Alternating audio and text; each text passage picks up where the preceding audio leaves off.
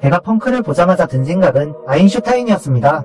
베가펑크는 혀를 내밀고 있죠. 이 혀와 은은히 돌아있는 광기의 눈이자 호기심 많은 눈과 짧은 눈썹과 주름살은 천재인 아인슈타인을 시대의 아이콘의 이미지도 갖게 한 이 사진에서 가조와 캐릭터를 만들었던 걸 알 수 있습니다. 이 사진은 아주 큰 의미가 있는 사진입니다.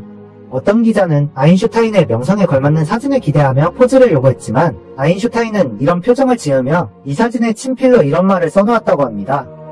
나의 이 제스처를 좋아하게 될 거예요. 이 제스처는 인류애를 향한 것이기 때문이지요. 외교관은 할 수 없는 것을 일반 시민은 할 수 있다는 그런 뜻이니까. 실제로 아인슈타인은 인류의 최대의 과학공헌자를 넘어 인권과 인류애까지 고민한 인도주의자였습니다. 아인슈타인의 이런 모습들은 베가펑크의 모티브가 된 것이 너무 잘 보이죠. 하지만 인류애를 넘어 세계를 향한 태도에 대해서도 베가펑크는 아인슈타인과 비슷합니다. 아인슈타인은 1946년 미국의 권위자들과 저명한 인물들에게 전보를 이런 호소를 합니다. 테러나 공산주의와 같은 증오적이고 위험한 개념에 맞서 싸워야 합니다. 최선의 방어는 좋은 공격이 될 수 있으니 전쟁에 대비하여야 합니다. 그동안 많은 분들이 현재 세계 정부를 공산주의에 비교해왔습니다. 분명히 너무 비슷한 점이 많으니까요. 하지만 저는 너무 정치적으로 분석을 하면 원피스라는 소년 만화의 본질을 흐릴까 싶어 이야기하지는 않았지만 분명 세계 정부는 그런 쪽인 것은 맞습니다. 그렇기에 베가펑크의 세계 정부의 반대쪽에 있는 스탠스가 공산주의를 경계하던 아인슈타인의 모습과도 일치되기도 합니다. 하지만 확실히 해야 할 것, 지금 베가펑크는 루피네의 편인 것도 혁명군의 편인 것도 아닙니다. 그렇다고 정부의 편도 아니죠. 베가펑크의 포지션은 확실합니다. 그 어떤 것을 위해서도 아닌 끝없는 탐구정신을 위해서입니다. 이 탐구정신이 바로 베가펑크의 정의가 되는 것이죠. 그리고 태양까지 만들고 싶을 정도의 탐구정신이 결국은 고대 왕국에까지 이른 것인데요. 1613화 분석하기에서 고대 로봇을 만들었던 츠키미 박사처럼 베가펑크의 에그헤드 섬에 너구리 같은 로봇이 있었고 츠키미 박사가 너구리 로봇을 만들었던 곳이 베가펑크의 출생섬인 기계장치 섬이라는 공통점을 이유로 베가펑크도 어쩌면 고대 왕국에 관련되었으며 더 나아가서는 플루톤을 만들어준 과학과 관련된 섬이 있지 않을까 했었습니다만 이 이야기는 틀린 이야기가 됩니다. 왜냐하면 지금 베가펑크가 뒤에 의지를 잇거나 대의를 위해서 공백의 100년을 연구하는 것이 아니라 호기심과 탐구정신으로 고대 왕국을 연구하는 것이기 때문입니다. 그리고 이 뜻은 고대 왕국은 몇백 년 뒤에 사람들도 놀랄 로봇과 플루톤을 만들 수 있는 독자적인 초고도화된 기술을 갖고 있다는 뜻이 됩니다. 고대 왕국의 위상은 더더욱 높아지게 된 것이죠. 그리고 츠키미 박사와 베가펑크의 연결성은 글을 많이 쓰면 내분력이 커진다는 이야기가 있는 것처럼 원피스 세계관에서 똑똑한 과학자들은 똑똑할수록 큰 뇌를 가지는 것이 아닐까 싶습니다. 그리고 베가펑크의 뇌가 작아진 것을 볼 수가 있는데요. 이건 아인슈타인이 죽은 후 버클리 대학의 학자가 아인슈타인의 뇌를 240조각 낸 것처럼 베가펑크도 자신의 뇌를 조각내어 6의 베가펑크에게 나누어준 것이 아닐까 싶습니다. 만화니까 가능한 설정이죠. 다음으로 넘어가서 이번 화에서 베가펑크는 2개의 힌트를 던집니다. 첫 번째 힌트는 바로 기계입니다. 현재 남은 떡밥으로 보았을 때 기계란 2가지의 가능성밖에 없다고 생각합니다. 첫 번째는 고대 로봇입니다. 지금 베가펑크가 고대 왕국에 대하여 조사하고 있다고 이야기한 지금 NL의 단기 집중 표지 현재는 본편과 연결지어질 가능성이 88% 이상입니다. 왜냐하면 NL의 단기 집중 표지 현재에서는 고대 유적을 조사하고 발굴하려던 우주의 적이 있었고 그 우주의 적의 심볼은 베가펑크의 상징처럼 보이는 긴 뇌를 가진 해골이 있었기 때문이죠. 즉 이것이 베가펑크를 상징하는 것이 맞고 베가펑크가 고대 왕국을 조사하기 위해 달에 도달했다면 고대 왕국은 달과 연결되어 있는 것이고 조금 더 딥하게 들어가면 원피스에서 태양이 억압된 것들로부터의 자유와 해방을 의미하듯이 달은 숨어들어간 고대 왕국의 비극을 상징하는 것이 됩니다. 그래서 고대 왕국과 깊게 관련되어 있고 포네그리프를 새길 수 있으며 플루톤을 지키고 있는 코즈키일 쪽의 의미가 광월이라는 밝은 달이 되는 것도 연결지을 수 있습니다. 그리고 기계의 두 번째 가능성은 바로 우라노스입니다. 저는 얼마 전까지만 해도 루피가 우라노스일 거라는 생각을 버릴 수가 없었습니다.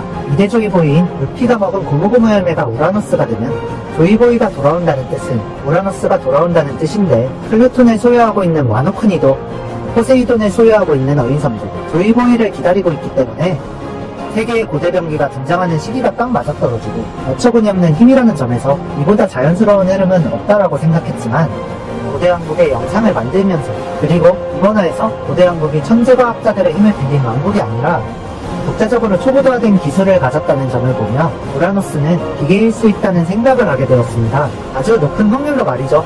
사실 이것보다도 저의 생각을 바꿀 정도의 큰 이유가 하나 있습니다. 돌아오는 주에 올라갈 영상에 모두 넣어두도록 하겠습니다. 그리고 베가펑크가 던진 두 번째 힌트는 바로 이 대사입니다. 해군은 너무 거대한 조직이므로 말이 통하는 자들도 많다.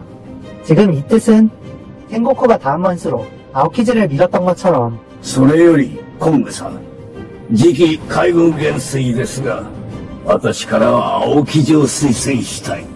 아카이누가 후지토라랑 계속 부딪히는 것처럼 踊れの身勝手で、正義の面目丸つぶれじゃろうが不備を認めたくらいで地に落ちる信頼など、もともとねえも同じだ 그들에게도 파벌이 있다는 것이고 해군도 하나의 정의가 아닌 여러 개의 정의가 있다는 것을 의미하기도 하며 베가펑크에게 협력하는 자가 있다는 뜻이 되기도 합니다. 이 부분이 세계정부가 베가펑크를 죽이러 오더라도 해군의 소드가 세계정부를 돕지 않고 대립할 가능성이 높다는 뜻으로 이어질 수 있습니다. 즉 베가펑크에게 협력하는 해군의 누군가가 있을 수 있다는 것이고 그게 현재는 소드가 될 수 있지만 이건 과거의 한 말이기에 과거에도 베가펑크를 돕는 누군가가 있었을 가능성이 높습니다. 당시 해군에서 베가펑크와 이해관계를 일치했을 제일 높은 확률의 남자는 바로 버스터콜에 참여했던 해군의 중장 아오키즈입니다. 베가펑크와 말이 통했던 남자가 아오키즈라면 아오키즈의 혁명군에 관련된 행보가 이제서야 이해가 갑니다. 왜냐하면 베가펑크와 드래곤이 세계에 물음표를 던진다는 같은 곳을 바라보고 있음을 확인했기 때문이죠. 그 증거로 아오키즈는 사오로의 질문에 シズおめえはこの攻撃に誇りが持てるのか退却しろおかしいでよお前も知っとるはずだで 공감을 하였으며 애시당초 사오로를 죽이지 않았다는 이야기가 됩니다. 왜냐하면 아오키즈가 사오로에게 사용했던 기술의 이름은 ナイスタイムカプセル 아이스 타임캡슐이었기 때문이죠. 의심스럽다 한들 버스터콜은 막을 수 있는 공격이 아니니 일단은 잠들어 있어라라는 의미가 아니었을까 싶습니다. 그리고 이 대사까지 だったらしっかり生きてみせろ小原はまだ滅んじゃいね 아오키즈는 오하라의 의지가 이어지고 있음을 사오로가 살아있었음을 오하라의 의지는 하고알티 사오로에 의해 엘바프로 전달되었음을 알고 있었다는 걸 이번 화에서 알게 된 것입니다. 캐릭터를 살리고 죽이는 건 작가에겐 일도 아니지만 누군가를 되살리는 것이 개연성에 얼마나 치명타를 주는지 알기에 알고 보니 살아있었다가 아니라 살아있었다는 떡밥을 남겨두었다는 것에 정말 놀랐답니다. 그런데 캐릭터의 죽음에 대하여 이야기하면 저는 이번 화를 보며 불안했습니다. 바로 베가펑크가 말이죠. 왜냐하면 상황도 모두 패배했으며 검은 수염도 다른 섬에 있는 지금 이 에피소드를 갑자기 긴박하게 만들기 위해서는 어떤 도화선이 필요합니다. 그것이 바로 베가펑크의 죽음이 될 수 있다는 것이죠. 지금의 스토리는 현 세대의 사람들이 만들어가야 합니다. 혁명군도 드래곤이 본격적으로 등장하지 않았음에도 불구하고 사부에게 스포트라이트를 비추는 지금 거의 모든 것을 알아가고 있다는 베가펑크가 앞으로의 스토리에서 할 일이 많이 없기 때문이기도 합니다. 만약에 고대왕국에 대하여 알고 있고 그것에 대하여 알았다고 죽음을 맞이하는 베가펑크를 루피가 눈앞에서 보게 된다면 고대왕국의 실마리를 찾는 엘바프의 에피소드로 이어지는 자연스러운 흐름이 만들어질 수 있기에 제발 이 귀여운 베가펑크가 죽지 않기를 바라는 마음이 큽니다. 그리고 엘바프에는 사우로가 있는데요. 사우로의 등장으로 인하여 화상 입은 남자는 사우로가 될 확률이 엄청나게 커졌습니다. 로어와 키드는 요드포네그리프를 얻고 화상 입은 남자에 대한 언급을 하였기에 화상 입은 남자는 포네그리프에 관련되어 있거나 포네그리프를 읽을 방법을 아는 사람이어야 합니다. 사우르는 화상을 입고 오하라의 의지를 믿고 있기에 화상 입은 남자에 아주 부합하죠. 그리고 화상 입은 남자는 정확하게 말하면 불의 상처를 가진 남자입니다. 물론 사우르도 불의 상처를 입긴 했지만 동상의 상처와 화상의 상처는 피부 조직에 손상이 일어난다는 점에서 흉터가 비슷합니다. 그래서 냉온화상이라는 말도 있죠. 즉 동상의 상처라 하면 사우르라고 너무 티가 나기에 오다가 좀 페이크가 아닐까 싶습니다. 지금 오하라의 의지는 엘바프에서 이어지고 있습니다. 원래 엘바프는 공백의 백년과 엮여있을 가능성이 아주 큰 에피소드입니다. 그 이야기도 다음 주에 올라갈 영상에 깊이 다루었는데요. 엘바프는 어쩌면 집결지가 될 가능성도 생긴다고 생각합니다. 오하라의 의지와 고고학계의 권위자의 의지가 엘바프에 있으며 과학계의 권위자도 엘바프에서 모든 것을 얻었고 키드와 로우같이 요드 포네그리프까지 도달한 해적계의 엄선된 강한 자들이 포네그리프의 실마리를 찾고 있고 만약 불의 상처를 가진 남자가 사우로라면 로우와 키드도 엘바프로 향하게 될 수 있고 그래서 오다는 엘바프의 모습이 처음 등장했던 865화의 숫자를 키드의 기술에 새겨둔 것이 아닐까 생각하며 보기와 부로기와 우소과의 인연으로 애니에스 로비에서 로빈 탈환을 도왔던 모이모와 카와시도 에바프로 향했으며, 이번 화에서 사우로와 함께 책을 건져내던 거인족들의 모습이 루피의 산하의 적단인 신거병의 적단의 모습과 닮아있다는 것들을 이유로 만약 루피네가 에바프에서 공백의 100년의 역사를 알게 된다면 전사의 마을에서 최종전쟁을 위한 서막이 열리지 않을까도 생각해봅니다. 그리고 이 장면은 저에게 있어서 애니에스 로비에서 가장 기억에 남았던 장면이었습니다. 諦めるな本を残すんだ伝えるんだ歴史を窓から湖に落とせ燃えてなくなるよりはマシだ急げ 어린 나이에는 보이지 않는 가치를 보는 것이 쉽지 않기에 어떻게 죽음을 앞에 두고서도 책을 보존하려 하는 것인가라는 생각을 했었는데요.